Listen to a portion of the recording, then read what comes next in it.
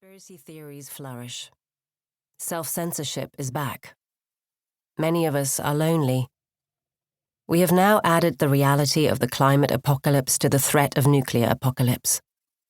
The tacit acceptance that there are certain categories of people, refugees, migrants, the uprooted, the occupied, the incarcerated, the permanently poor, whose lives are essentially superfluous, has not changed much since the Second World War. The camps and ghettos have changed their locations, names and appearances, but the misery remains, as does the thoughtlessly cruel administration of human beings as though they were little more than freight. Hannah Arendt is a creative and complex thinker. She writes about power and terror, war and revolution, exile and love, and above all, about freedom. Reading her is never just an intellectual exercise, it is an experience. I've been reading Arendt for over 30 years, first discovering her as a graduate student in the late 1980s, just as the Cold War was ending. I liked her style, her boldness and directness, her confident irony and worldly wit. She came from a past close enough to touch. She died in 1975, 10 years after my birth, but spoke with a voice so utterly her own and in such lucid prose that she also seemed to come from out of nowhere. But it was not until I sat down to work out why we should be reading her now, in the age of Donald Trump and Vladimir Putin, that I realized it was precisely the stubborn humanity of her fierce and complex creativity that I had most to learn from. Arendt is best known for her analysis of politically dark times, but her abiding question is one that is again being asked in a series of defiant, creative, and extraordinarily courageous responses to contemporary terror, occupation, and ideology. What is freedom? For Hannah Arendt, that question was neither abstract nor simply theoretical. She loved the human condition for what it was.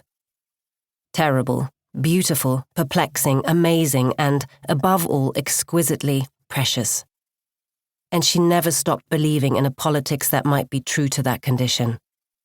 Her writing has much to tell us about how we got to this point in our history, about the madness of modern politics and about the awful, empty thoughtlessness of contemporary political violence.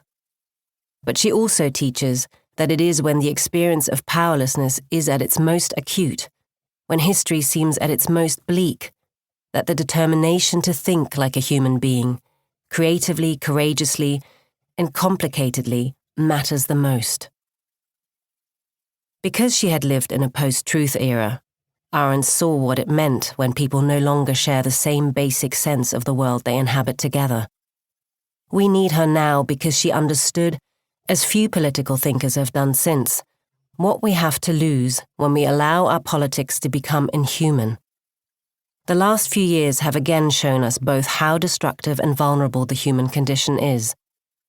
Arendt teaches that if you really love the world, and she did, you must have the courage to protect it, to disobey. For Arendt, we can only be free so long as we have free minds.